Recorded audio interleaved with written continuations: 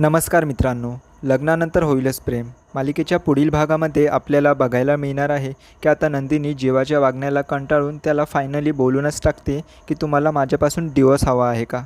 कदाचित तुम्ही मला बोलत नसाल, पण मी आज स्वतःहून सांगते, तुमच्या मनात काय आहे सांगा मला. तुम्ही फक्त एकदा बोला की मला डिवोर्स हवा आहे, मी तुम्हाला स्वतः मोकळं करून तुमचे ती मिस के सोबत लग्न लावून देईल. तर जीवा आता चिडूनच म्हणतो की नंदिनी काय चाललं आहे तुझं?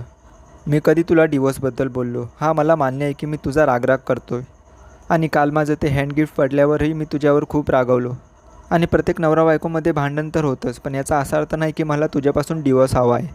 आणि तू ज्या मुलीबद्दल बोलते ना, तो माझा भूतकाळ होता, आता माझा त्याच्याशी काही संबंध नाही आहे. पण मात्र आता नंदिनी ही पहिल्यासारखी जीवासोबत बोलत नसते, त्यामुळे जीवा आता भन्नाट आयडिया लावतो. तर आता जीवा सकाळी लवकर उठतो आणि तो आरशावर आता सॉरी म्हणून लिहितो. तर नंदिनी आता तयार होण्यासाठी आरशासमोर जाते तेव्हा तिला ते दिसतं. त्यानंतर जीवा आता समोर येऊन तिची माफी मागू लागतो. जीवा म्हणतो की जे काही झालं ना, ते मी मेंटली डिस्टर्ब होतो म्हणून तुझ्याशी असं वागलो. पण यापुढे मी तुला प्रॉमिस करतो, मी तुझ्यावर कधीही ओरडणार किंवा रागवणार नाही.